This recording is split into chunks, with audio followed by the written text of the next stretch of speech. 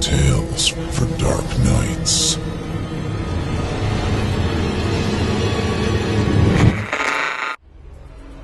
The following performance is a second-round entry in the 2016 Evil Idol competition, and you, the listener, get to help decide who wins.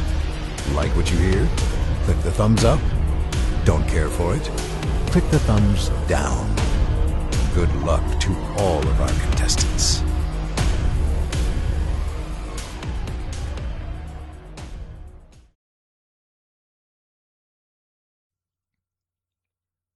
Innermost Being by Shelby, Argo. Performed by Kaylee King for Chilling Tales for Dark Nights and the Evil Idol competition. There were many things I was afraid of as a child. Spiders, the dark, monsters under my bed. The typical and cliché things, but for different reasons than one would expect. There was a presence that followed me into the darkness that I had always felt, but never understood because of my naive nature in my younger years. I always had a light when I went to bed, and my fear of the underside of my mattress became so intense, I got rid of my bed frame and put my bed in the corner against the wall. I always refused to go into dark rooms, even if someone was with me. All of these fears carried on into my teenage years, which threw my family off kilter a bit. My parents were scared that if I didn't overcome my fears, I would be antisocial and awkward, so they had a brilliant idea to put me on the track of becoming a normal kid. It was June 17th of 1993, and I had just turned 15 the month before. They told me that they had a late birthday surprise for me and to get in the car so they could take me, so I obliged. I was excited because this rarely ever happened with my parents. We never did anything huge for any occasion, so this was out of the blue completely. We drove for a while, and kept driving, and kept driving. Where were they taking me? It got to the point where we were passing nothing but dark woods, and no civilization was in sight. I drifted into sleep, and awoke when I felt the car jolt to a stop. And I mean jolt. I was thrown against my seatbelt and hit the seat hard in the aftermath. I was forcing myself awake, trying to understand the sudden halt of events. As I rubbed my eyes, I could feel the door beside me being opened violently, and my father's hand grabbing at my arms, unbuckling me from my seatbelt, and practically dragging me out of the car. "Dad, what the hell are you doing? You're hurting me! Stop!" I thrashed, kicked, kept screaming for him to let me go. As my father was manhandling me, my mother was leading us down a gravel path towards what looked like a small wooden structure. It had a door frame, 2 3-foot walls on either side, and a wall on the back sloping downwards. Oh God. This is the entrance to a bunker or something. After I thought this to myself, I went into full-on panic mode. Those things don't have windows. The lights usually don't work either. It's dark. Really dark. Mom and Dad know I hate the dark. Why the hell would they bring me here? What's going on? Mother approached the door of the bunker, Father's death grip and I not far behind. She opened the door to the bunker. All I could see were 6 stone steps, which I knew were the beginning of a long descent into the underground dungeon. But why out of all places a birthday surprise could would this be it? And why was I being held onto so tightly? Why did my mom look so evil by the door? I was pushed harder by my father towards the open door of the bunker. Sudden realization washed over me like a wave of fire, sending my anxiety into a spiral and my blood pressure levels to an all-new high. They're gonna throw me in there. Squalling, I pleaded with my parents to just take me back home. I told them I would do anything they wanted me to do. Just didn't want to be in that bunker. My dad continued pressing forward, my mother watching everything soundlessly. My face was heated, my eyes burned with acid tears that were pouring out of me. My head felt as if it were about to burst because of the pressure from both my screaming and the blood rushing through me. I turned on my father, wriggling and pushing against him, planting my feet into the ground and in a desperate attempt to stop us from moving forward. I couldn't take it. I would rather die than be where I was at that moment. Not stopping in his relentless pushing, my father managed to get me through the door frame and tripped me up in the process in order to get me in and to release my grip on him. I felt myself fall backwards, almost in slow motion, down the stairwell that seemed to suck me into the void, past a point that was bound to be of no return. Every time I fell down those stone steps, I felt another bone crack, and blood gush from the cuts and wounds all over my body. I felt like fire burning in my nerves, and my breaths like a dragon's. I couldn't move, almost at all. All of my energy had been drained, and the white, hot pain had frozen my position on the cold, concrete floor. I moved my head as slowly as I could towards the direction I had fallen from, hoping to see my parents, or anyone, coming to help me. It pained me to breathe with my more than likely broken ribs, but my panic attack was still growing strong and my fast, shallow breathing was not letting up. With squinted eyes, I could see the light barely coming in from the door frame that seemed miles above me, my parents' silhouettes thinly lined. My mother's voice erupted down to me, so darkly that it took me a second to realize it was her speaking. "This is for your own good, sweetheart." Without another word, they were gone, and they took the light with them. I was left in the pitch black hell, all alone.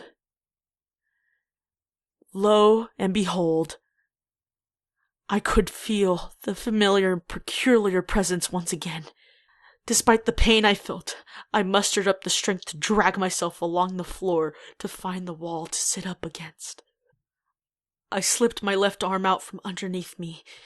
Pain so intense I wish I could die in that very spot.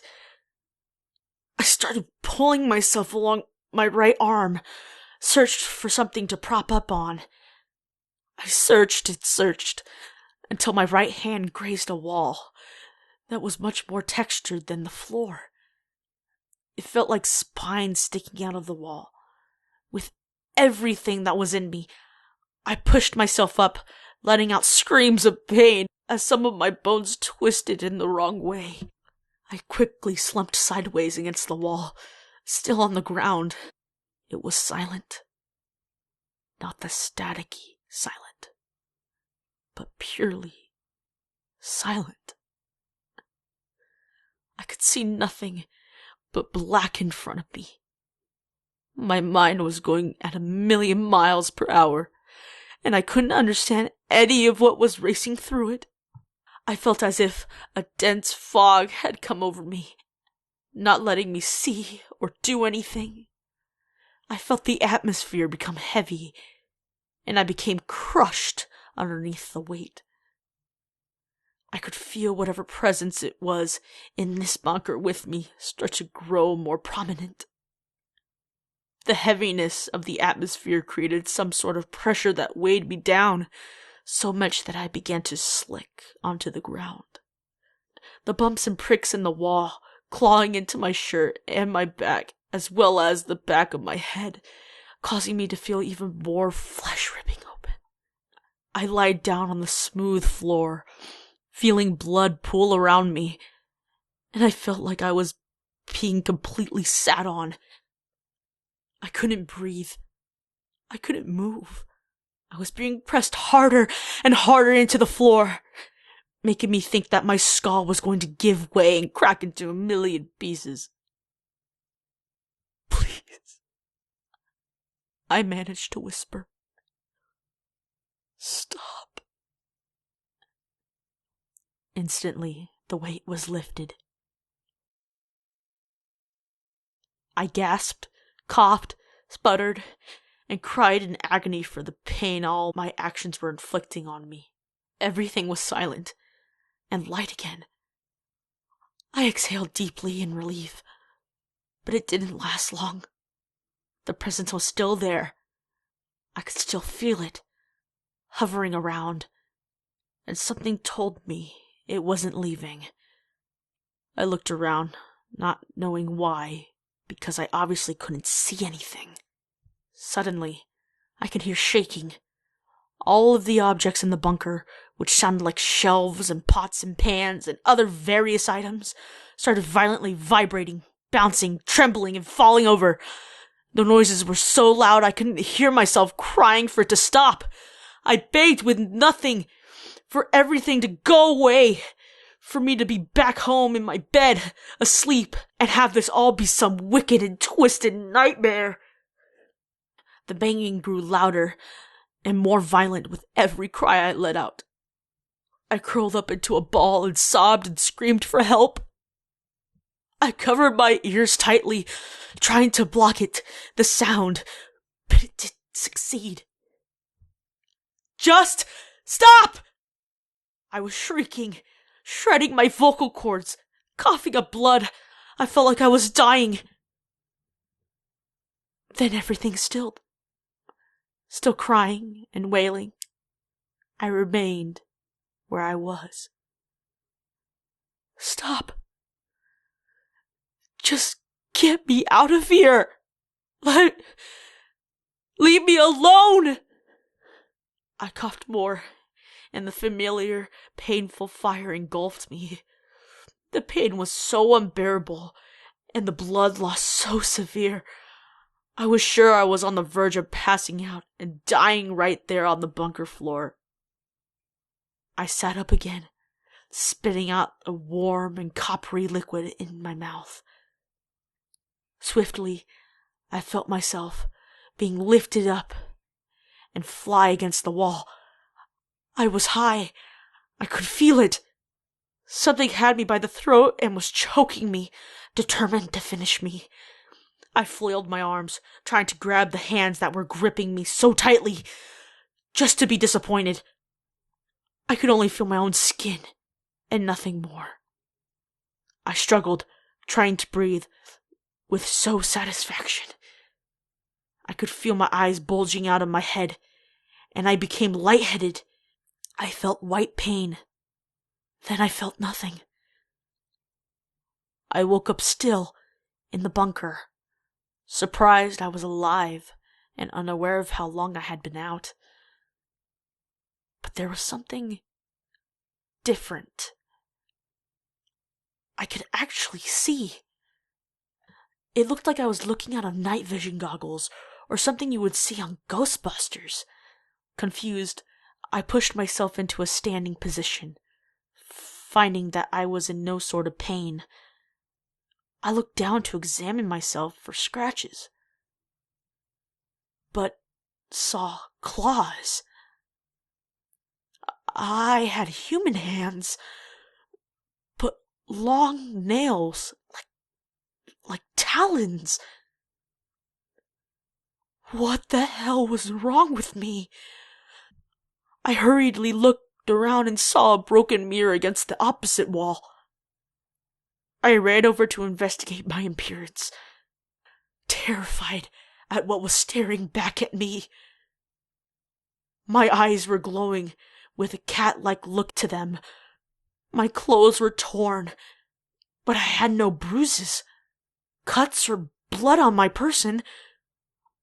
My hair was a mess, and when I opened my mouth, in silent horror, all of my teeth were pointed and sharp looking. After looking at my reflections in the broken mirror, I looked around to see bones and blood of what had to be multiple bodies on the floor. I'm horrifying. I had no idea what became of me, what had made me turn into this terrifying person or creature. Out of nowhere, I answered my own question aloud, but I didn't speak with my own voice. I did, you brat. I felt myself being vaulted toward the corner of the room, to a hole in the ceiling big enough for me to wedge through. I had no control over my body. As I squeezed myself through the hole, I found myself in another dark room. But I was underneath something. I looked up and discovered something terrifying. I was underneath a bed. My attention snapped in front of me as I heard footsteps heading my way. As soon as I did, I saw dainty little feet come in front of my face. I suddenly had an urge to take them, to drag them with me into the hell I had endured. I wanted that kid. I was hungry. Without thought, I dug my talons like nails into the soft skin and dragged them down with me. That's when I knew I became what I feared most. I became a monster.